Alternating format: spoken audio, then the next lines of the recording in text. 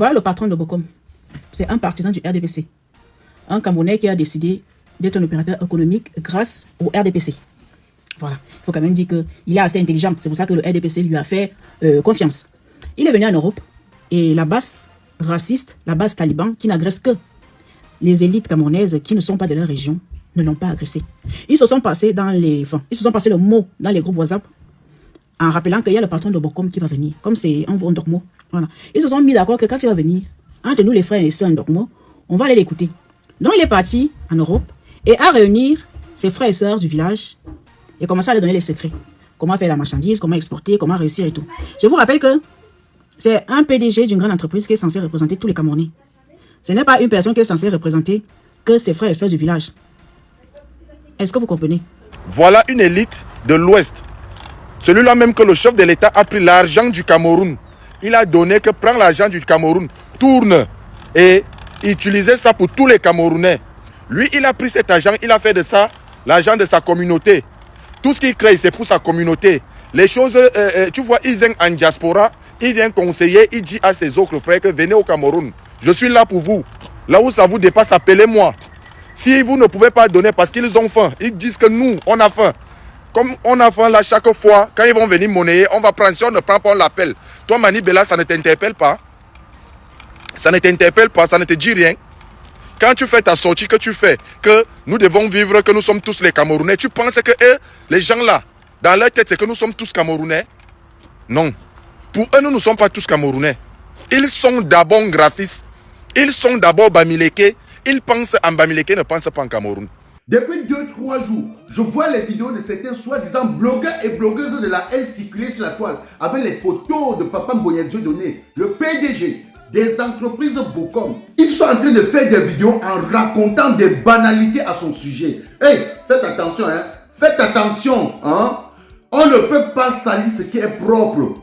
On ne peut pas salir ce qui est propre. Vous êtes en train de raconter partout que le gouvernement lui a donné de l'argent pour qu'il emploie tous les Camerounais. Il est parti employer seulement les gens de son village. Hey, faites très attention. Salut tout le monde, ici votre humble serviteur Mano Sabi.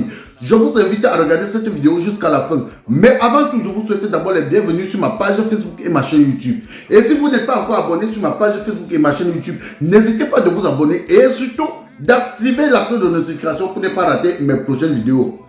Hey, pardon, arrêtez ça très vite. Vous dites que c'est le gouvernement qui a donné l'argent à Papa Mboya Dieudonné pour qu'il crée ses entreprises avec.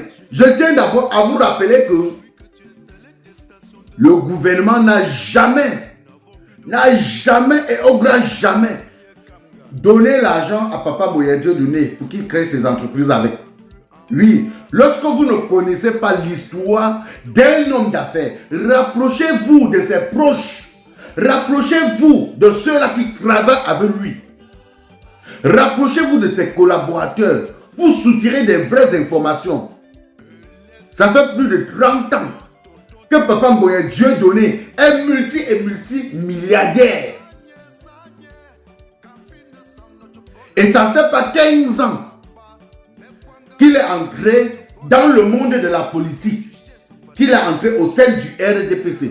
Je dis bien, ça fait plus de 30 ans que Papa Mboya Dieudonné est multimilliardaire.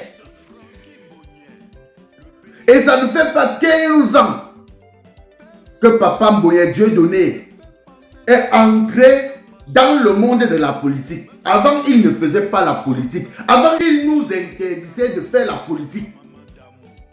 Avant, lui, il nous disait que non, la politique n'est pas son monde. Papa Mboya Dieudonné entre dans le monde de la politique, je crois, si j'ai bonne mémoire, c'est que c'est en 2011. Entre 2011 et... je crois que c'était en 2000. Il nous avait annoncé ça lors de l'inauguration de la station-service Bokom de Brazzaville. Oui, papa nous a annoncé qu'il est entré dans le RDPC. Lors de l'inauguration de la station-service Bokom Petroleum de Brazzaville. Je crois que c'était entre 2012 et 2013. Et quand vous regardez de 2012 à 2026, ça ne fait pas 15 ans. Ça fait pas 15 ans. Mais papa est multimilliardaire depuis des années. Depuis des années. Papa Moyen Dieu donné emploie les Camerounais de tous les tribus. Il emploie les Camerounais de tous les tribus. Allez dans les sociétés Bokom. Vous allez voir les Camerounais de tous les tribus. Je dis bien de tous les tribus. Je tiens aussi à vous informer qu'au sein de ma famille, c'est-à-dire qu'au sein de la famille Bokom, il y a les chômeurs. Il y a les chômeurs. Et pourtant, papa a plus de 12 sociétés. Papa a plus de 12 sociétés qui tournent très bien. Vous voulez savoir pourquoi il y a des chômeurs au sein de la famille?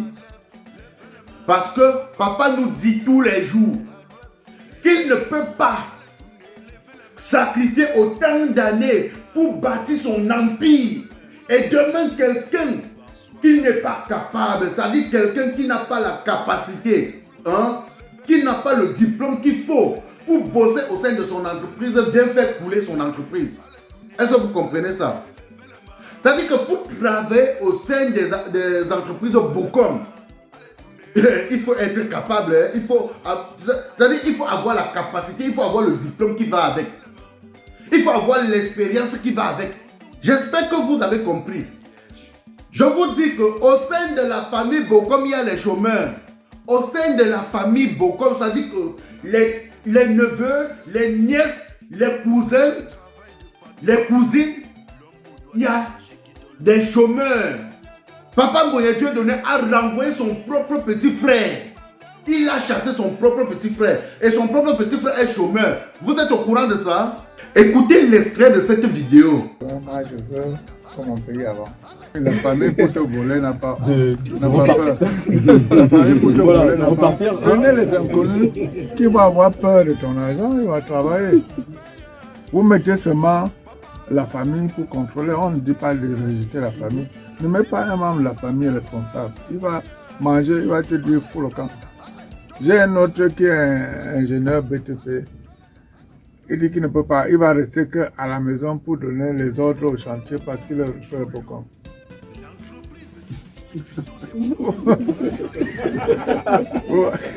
Voilà un cas. Il reste lui, il vient. Dès qu'il vient au travail, il a acheté un pick-up, il est dedans, il met la clim, il dort dans la voiture. Il sort, il commence à grandir. Un enfant que le soleil l'a brûlé toute la journée. Parce qu'il est mon frère. Or, quand je l'ai chassé, j'ai mis un inconnu là-bas, tout marche. Tu viens, il est là, c'est lui qui est dans le trou pour montrer comment maman le papa. J'espère que vous avez écouté. J'espère que vous avez écouté. Comment il vous fait comprendre qu'il a renvoyé son propre frère. Parce que son propre petit frère ne lui donnait pas le rendement que lui voulait. Son propre petit frère qui est ingénieur. Parce que son propre petit frère faisait le gros dos. Il partait au chantier. Au lieu de travailler, il restait dans la voiture. Il faisait le gros dos. Il disait que je suis le petit frère de Bokom. Je suis le frère de Bokom. Mais il a renvoyé son propre petit frère pour employer un autre ingénieur, quelqu'un qui a le même diplôme que son petit frère. J'espère que vous avez écouté. J'espère que vous avez écouté. On continue. Il nous dit tous les jours qu'il préfère confier la gestion de son entreprise à un étranger qui est capable, c'est-à-dire un étranger qui a la capacité de faire fonctionner l'entreprise que de confier la gestion de son entreprise à son frère qui est nul. Au sein de la famille, il y a des chômeurs. Est-ce que vous connaissez la partie là? Papa Moyen Dieu donné n'emploie pas seulement les Bamileke, il emploie les Camerounais de tous bords. Papa Moyen Dieu donné n'emploie pas seulement les Bamileke, il emploie même les Africains. Oui, il emploie même les Africains. Je vois les gens en train de raconter des banalités que c'est le gouvernement qui lui a donné. Arrêtez des bêtises. Vous savez combien d'amendes il a payé lorsqu'il a goudronné la route de Bilonguer? Vous savez combien d'argent il a payé comme amende? C'est-à-dire qu'il s'est levé. Il a porté ses engins, il a mis en route pour goudronner la route Bilonguer. Vous savez combien il a payé comme amende? Vous savez combien il a payé comme amende? Parce qu'il avait refusé de donner cet argent à l'État pour que l'État vienne goudronner à sa place. Il savait que s'il donnait l'argent à l'État, on ne devait pas goudronner la route. Il a porté ses engins, il a des engins de construction. Hein?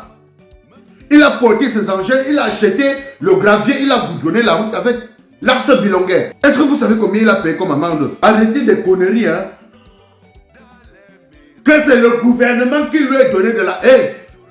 Je tiens à vous rappeler, même moi, en tant qu'enfant proche de Papa Mbonye, en tant que son enfant proche, c'est-à-dire enfant très proche de lui, étant au Cameroun, je n'ai pas pu bosser au sein d'une de ces sociétés.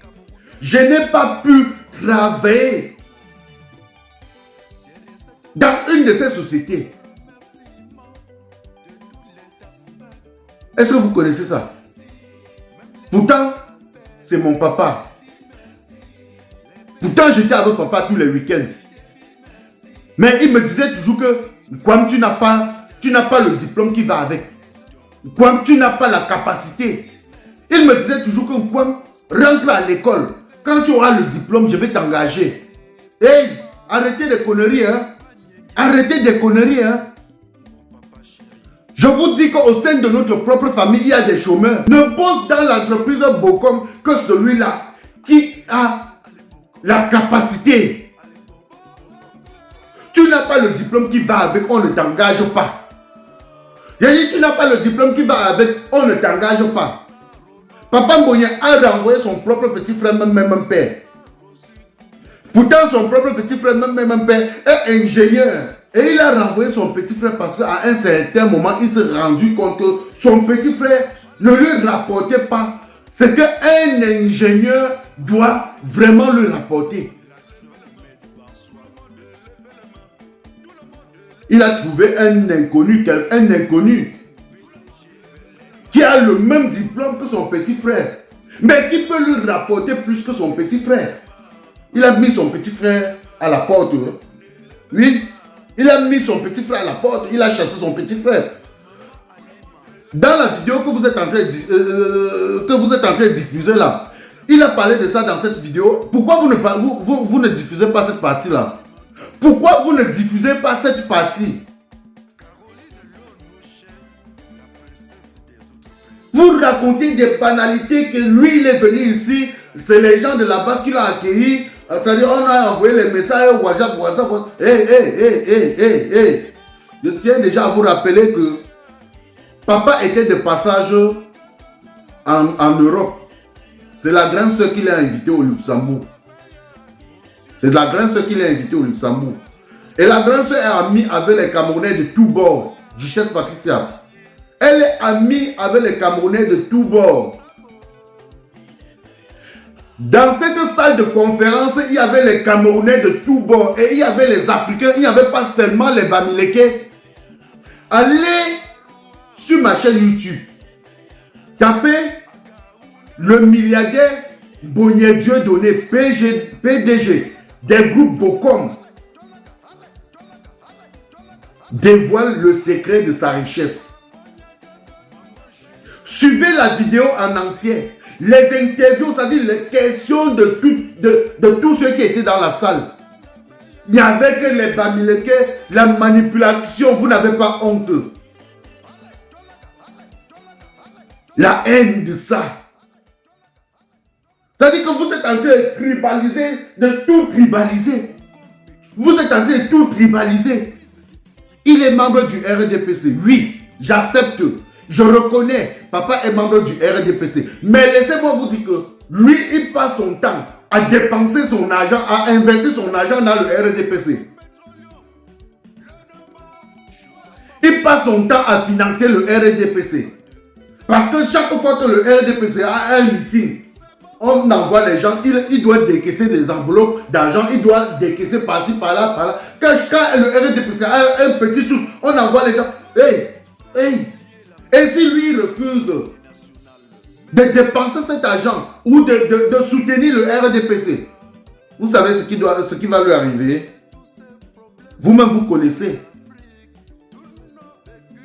Le RDPC n'a jamais donner de l'argent à Papa Mboye Dieudonné pour qu'il ouvre ses entreprises avec. Jamais. Papa a eu un soutien venant des Européens. Papa a eu un soutien venant des Européens, des Européennes. Est-ce que vous comprenez? Papa a eu un soutien venant des Européens, pas du RDPC, pas du gouvernement camerounais. Pas du gouvernement camerounais. Allez, suivez la vidéo. C'est moi qui avais réalisé cette vidéo. C'est moi qui avais réalisé cette vidéo. Arrêtez de raconter des banalités à son sujet. Arrêtez de raconter des banalités à son sujet. C'est moi qui avais réalisé cette vidéo. Que le gouvernement lui a donné de l'argent pour qu'il emploie tous les Camerounais. Il a ouvert ses sociétés pour employer bien que ses frères du village. Il a les sociétés implantées dans l'Est, à l'Est, au Sud, partout au Sud. Allez dans toutes ces entreprises-là, que ce soit au Sud ou à l'Est. Vous allez voir que la majorité des employés de ces entreprises-là sont des natifs du Sud, de l'Est. Les cadres sont les natifs de ce village-là. Les cadres sont les natifs de ce village-là. Arrêtez, hein. Arrêtez, hein. Arrêtez.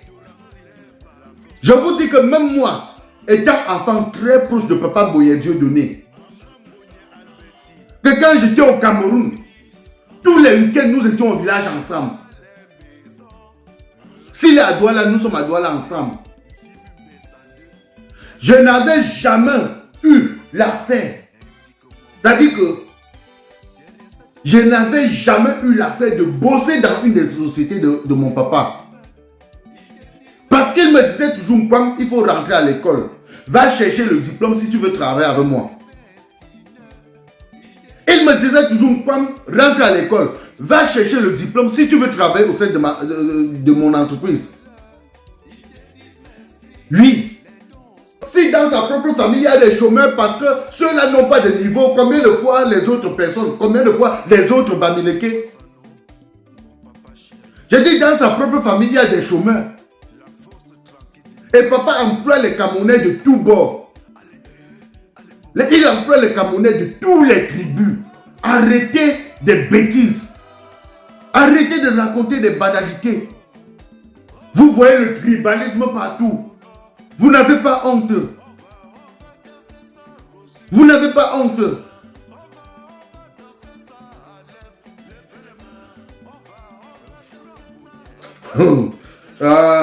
Partagez la vidéo au maximum. Ce n'est que le début. Hein. Partagez la vidéo au maximum. Bande d'incapables comme ça. Vous partez. Hey! J'ai dit, je vais mettre le lien de la vidéo complète de son passage en Europe. Donc de cette conférence où ils sont en train de tribaliser là, en commentaire. Je vais mettre le lien de cette vidéo là en commentaire. Papa, quand il est arrivé ici, lors de cette conférence, il n'y avait pas que les Camerounais, il y avait même les Européens dans la salle. Il y avait les Africains de tous bords. Il y avait les Camerounais de tous bords. Je dis bien, il y avait les Camerounais de tous bords.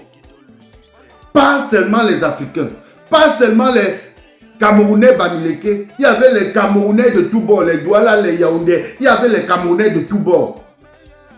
Ce qui est marrant est que lorsque des personnes haineuses sont en train de tribaliser cette histoire, vous n'allez pas voir les Camerounais, c'est-à-dire les Camerounais d'autres tribus qui étaient dans cette salle, faire des sorties pour dénoncer. Oui.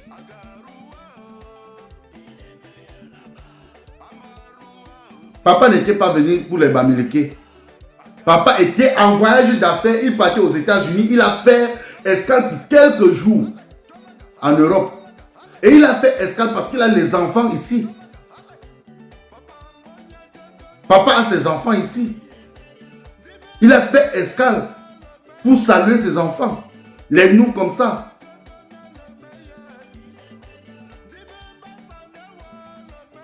il devait présenter son livre. Lorsqu'il vient présenter son livre, il ne présente pas le livre seulement pour les Bamileke. Vous, mais quand même, Seigneur mon Dieu, mon roi. Seigneur mon Dieu, mon roi. Arrêtez de raconter du n'importe quoi. Arrêtez de tout tribaliser. Arrêtez de tout tribaliser. Ça dit que vous voyez le tribalisme partout. Même quand papa dit aux Camerounais que je vous invite à venir investir dans notre pays. Venez investir au Cameroun. Il n'a pas dit les Bamileke venez investir au Cameroun. Il a dit chers Camerounais venez investir au Cameroun. Si vous arrivez, s'il arrive qu'on bloque votre marchandise au port, appelez-moi. Appelez-moi. Il a dit que les gens ont faim. Bien sûr, les gens ont faim. Mais il n'a pas dit que les poids ont faim. Il a dit les gens ont faim. Moi, j'ai les frères à la douane. Hein. J'ai les cousins à la douane. J'ai les cousines à la douane. Je suis Bamileke 100% et fier de l'être. Je n'ai pas acheté. C'est Dieu qui avait décidé que je serais Bamileke. Je n'ai pas acheté, je n'ai pas volé. C'est la volonté de Dieu. Vous comprenez? C'est de la volonté de Dieu.